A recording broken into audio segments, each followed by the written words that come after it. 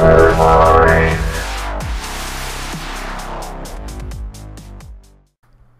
G'day fellow miners and welcome back to the HyperMine server and to another episode in my road to nuclear power. Today's episode was episode 6, I believe. I really want to get this series finished. I really want to get the whole thing all wrapped up. I have done quite a bit of off-camera work, made a couple of little changes, one to the helium factory or the helium machine. I hear a skeleton then? I thought I heard a skeleton.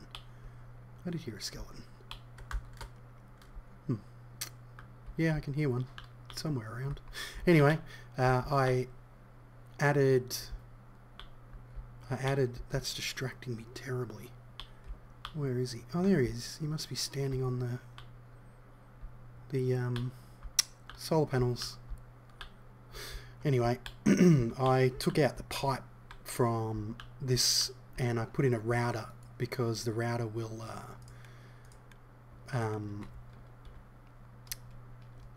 evenly distribute the glowstone between all the centrifuges. I played around with this a little bit. I put in a copper plate or dense copper plate, something to make dense copper plates and add them into the electric crafting tables. These guys have kind of pretty much remained the same, except I put in a loop up there because the coal was getting spat out. What else? I have moved on quite a bit with this build. As you can see, I've started to prettify the place a bit, make it look kind of semi-finished. I probably won't bother with finishing off or putting a roof on this. Maybe, I don't know, I might do. But the main thing that I've done is I've almost completed the main reactor. You can see it's quite a bit of a mess in there, and you can see that I have almost finished the cooling reactor room. I have also added a bluetricity system. So I've got thermopiles here. This is to power, mainly to power this system here, which is what they call mag tubes. And the reason I have the mag tubes there is because I need the coolant cells to get into these. Well, I wanted to get coolant cells into these reactors as quickly as I could when a coolant cell left one. That's mainly to keep a balance of all of these components. As you can see, they're all placed into the reactor. The reactor's all full of the cooling components, as we did last episode. I've just got to finish off piping this side, and this is just if you remember, I had a reactor out here, conditioning reactor. I just moved it in here. I was pretty confident with its ability to not explode. So I have been I've been doing everything I could to create glowstone dust. I used a lot of UU matter. Unfortunately, I've got a matter fabricator churning away in here. That skeleton is just annoying. Shut up with your oh, is there another one around? Anyway, I used a bit of UU matter from my matter fabricator. And I also, if we go into the workshop, I've done a fair bit of work with bees because there's a particular breed of bee, and these are my automatic, like my automated beehives. The demonic bees. This one is obviously waiting for a princess.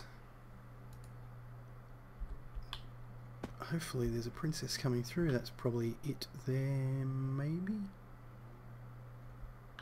Yep, there we go. So princess is now in there, and there we go, demonic queen. Oh, spitting out forest bees. This, I've got to figure out a better way of managing these bees. Anyway,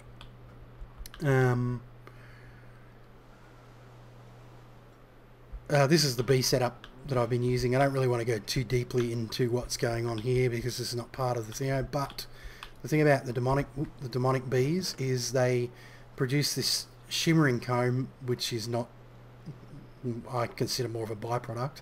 They actually produce glowstone dust as well. So I've been using glowstone dust from these guys to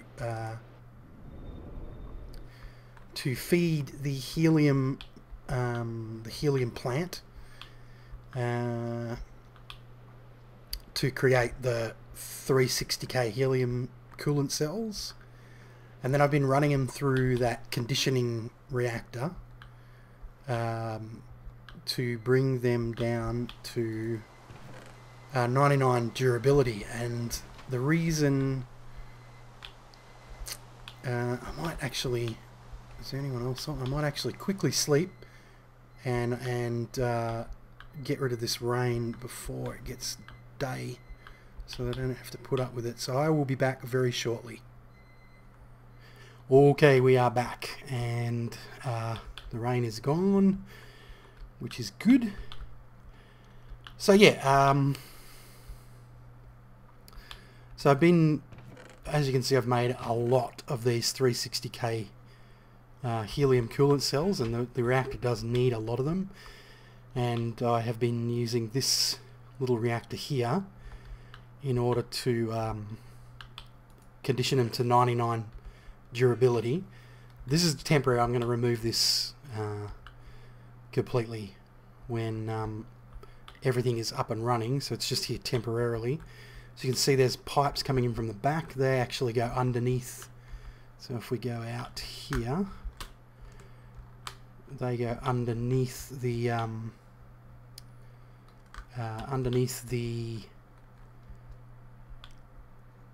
walkway here and across to this side, which is, this is the return pipe from the not sure why that's got a kink in it. I think I might have had another pipe here or something.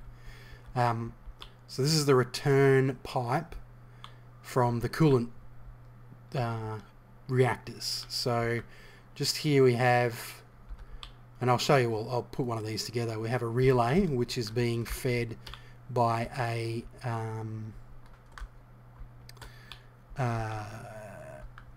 an advanced translocator, which is a GregTech item or a GregTech block, and I've used them before in the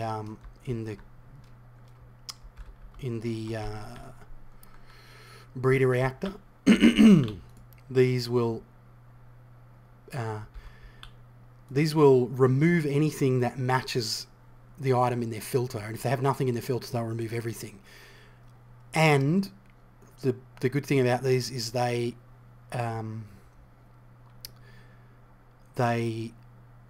carry the metadata as well, so the damage number. So you can see that the 360k helium coolant cell item number is 21292, and it's got a metadata of 1, or damage data, or a damage number of 1, meaning it's had 1 point of damage done to it. So this will extract any 360k coolant cells, helium coolant cells, that get to 99 durability. When they come in here, they'll be on like 1 or you know, 10 or something like that. Depends. I've got to, I think I've got to be fairly careful when I actually set that up. And if we go into the reactor, you can see quite a few pipes. This pipe here is just the control pipe for the switches or the levers on here.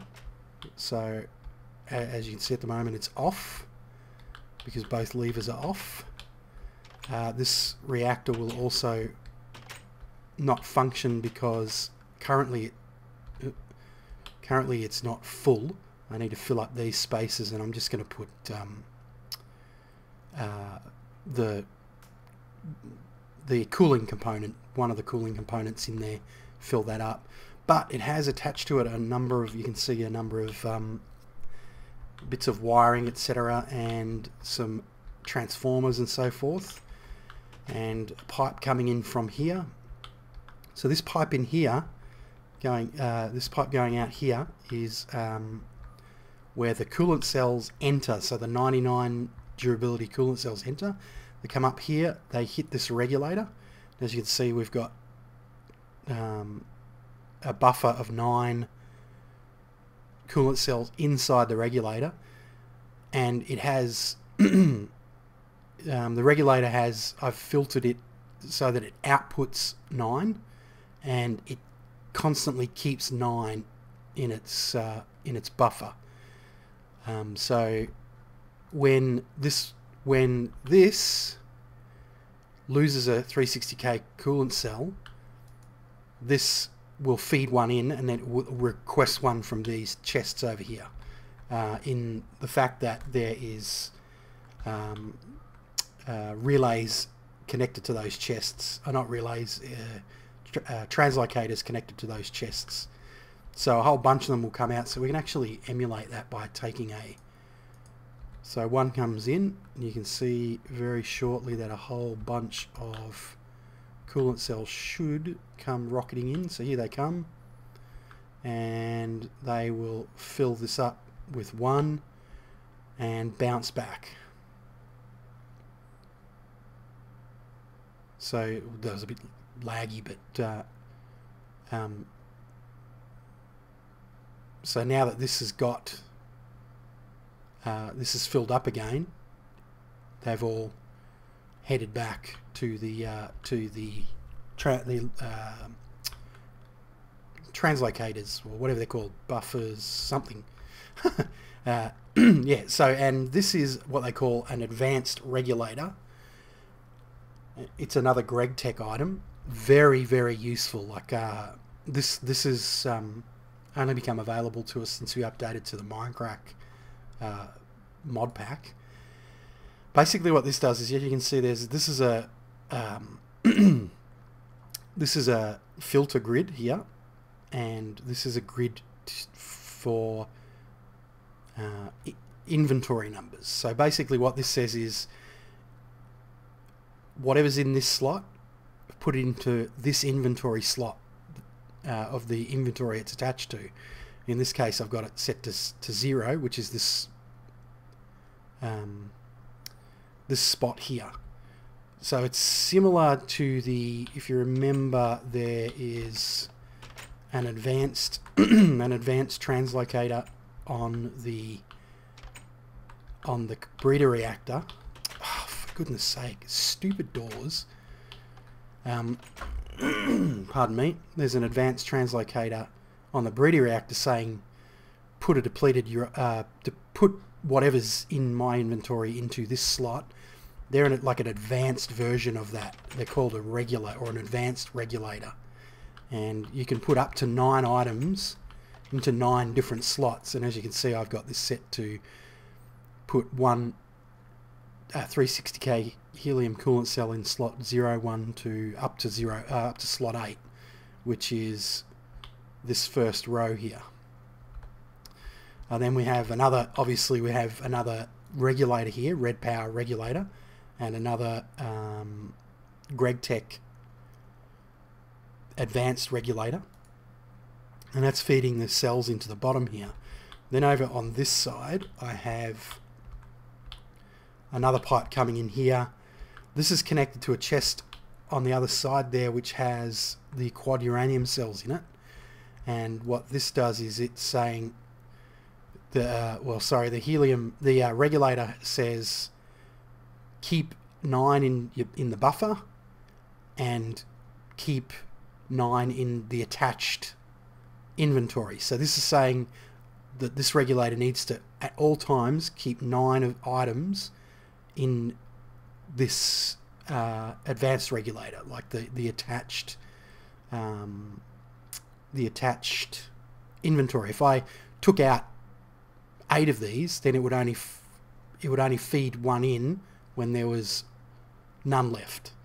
and if I took out 7, it would only feed 1 in if there was 1 left. It's a little complicated to explain, but basically it just says that, you know, this filter says the attached inventory has to have this many stacks of items, and as these don't stack, they're only single.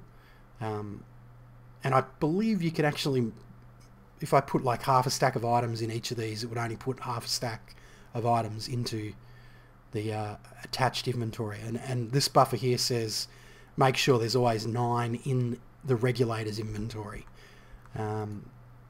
And again, this is another advanced regulator which tells, which I'm telling it to place quad uranium cells in these slots, which are, if we can get into this, which are these here.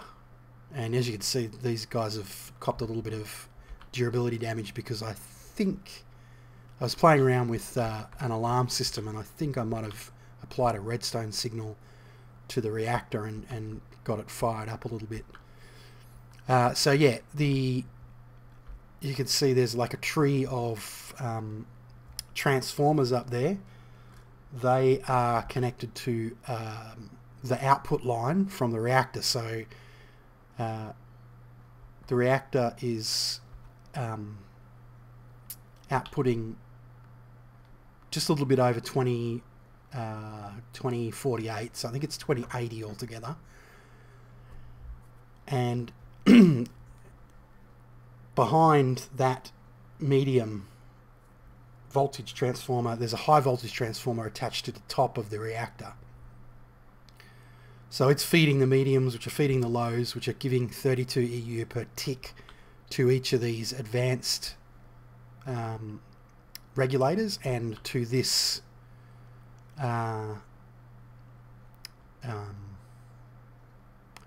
translocator. I think it's I think it's just a translocator. Yeah, it's just a translocator. And at the moment I've got it to filter, only remove tin cans or tinned food and near depleted uranium cells. If I didn't have that in there, it would just be emptying this reactor. I need to get a 360k helium coolant cell down to low durability, down to like, well, preferably somewhere around about 10, maximum 15. I'd like it to be, you know, 1 or 2 durability, and then it will pull out the coolant cell that's low, feed it into this relay, which will then forward it through the pneumatic pipe to a storage buffer, which is underneath here. So to this diamond chest, and then this this translocator here, I think that's what they're called, which is being pulsed every second by this timer, will eject a like a 1 durability or whatever coolant cell into the mag tube system, which feeds them into the coolant reactors. And yeah, it's a fairly complex system, and yes, I do have a lot of reactors here, and have said, or I did say last episode, yep, I could just have all of these reactors running as power reactors, producing, you know, like 150 EU per tick each, and I'd have huge amounts of power. But it's not what this is about. This is not about it's not about creating something that's like super efficient, although it kind of is in one respect. But this is about creating a full system of power that will produce extreme voltage with you know, with basically one reactor, and you know, pushing the limits of the mod pack basically. Nobody else is doing anything near this on the server, mainly because I've got a fair bit more time with my current school schedule, or schedule as some people might say. And I've got plenty of time on my hands to do this stuff where, you know, the other guys have all got work and jobs and families to worry about, and girlfriends, silly people. Anyway, so yeah, that's where we are at the moment. What we might do is we might hook up. I think I've got some mag tubes in here. Maybe I need to. There we go, mag tubes, and I should have some accelerators. And the accelerators, you need an accelerator at the end, at each end of the mag tube in order to make it work. And as you can see, this has multiple exits, so I need multiple mag tubes. I've already got the blue electricity wire running, so I'm just going to put our, I think I should be able to just do this, and yeah, they will automatically hook up and align, and they should get power. Oops, that's going to be hard to get back up there. Oh no, so that's not right.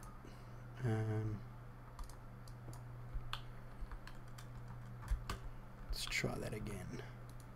There we go.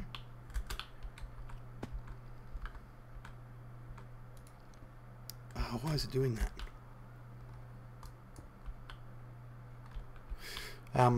I decided to, I'm just going to sidetrack a little bit. I decided to check out the advanced tools, and as you can see, I've enchanted this with a bit of stuff. Put efficiency 5 on it, not really necessary because I believe this advanced diamond drill is efficiency 5 anyway, but I've put unbreaking 3 and silk touch 1 on it, and I'm surprised I hadn't cottoned onto these tools earlier on, because they are amazing, the advanced tools. Of course, I've got the Axe of the Stream, I think that's in my bag here, which I have efficiency 5, unbreaking 3 and repair 2 on. That's an amazing tool, and that's a Thorncraft thing, so we do have Thorncraft, as I've previously stated with the update that we had. Now, why did they all just turn off? Did all these guys just turn off? No, they're all on. Oh, they're back on. Just wondering, it could be because I'm not producing enough power down here, but no, the battery seems to be, oh, it's getting drained. Yeah, I may need to extend my power system down here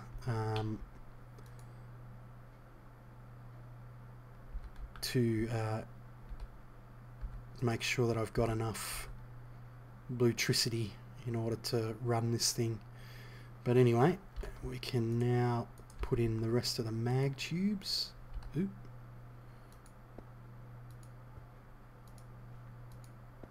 Ah!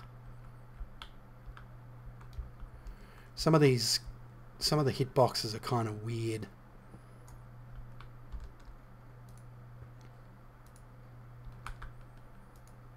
Alright, so it goes up through there.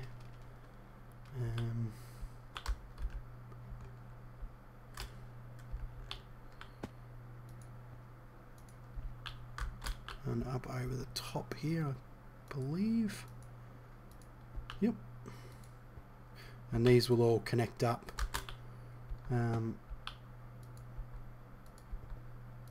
So that it doesn't, like the piping is a little bit glitchy, the red power piping. It doesn't, looks like it doesn't connect properly, but it is. It's properly connected. Okay.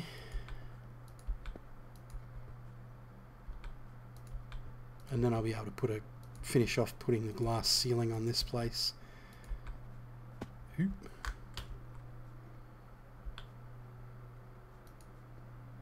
Oh, we're one short. Dang. Alright, we'll have to go and make another mag tube. I'll just search it up. Oop. Mag tube. And they are made with lots of copper wire and obsidian glass. Alright, so we'll head over to the workshop. pretty sure I've got all the stuff I need to make mag tubes. I've got the copper, the diamond draw plate somewhere here.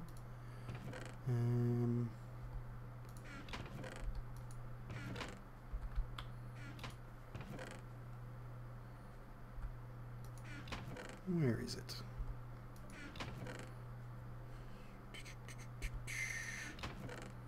I might have to make a new one. I don't know what I've done with that diamond draw plate. I'll be back when I have finished this last little bit of mag tubes. I'll be back in a bit. So anyway, the mag tube is in place now. Essentially, whenever one of these has got space in it, it should forward a coolant cell, or it'll forward a number of coolant cells, and there'll be coolant cells traveling backwards and forwards most of the time. So the next thing we need to do is wire up our retrieval system, and I have the necessary blocks in here. So it's an electric translocator, an electric translocator and a relay. And the electric translocator, or the relay, goes there, and I believe, yep, that's the right way around. The translocator goes on top of it, and that's pretty much it. I just need to put in the fact that it's got to remove 99 durability coolant cells, like I have done with this. So any coolant cell that's in here that gets to 99 durability will be automatically removed by that electric translocator. So now I just need to go along and knock out the blocks here. We will place them down,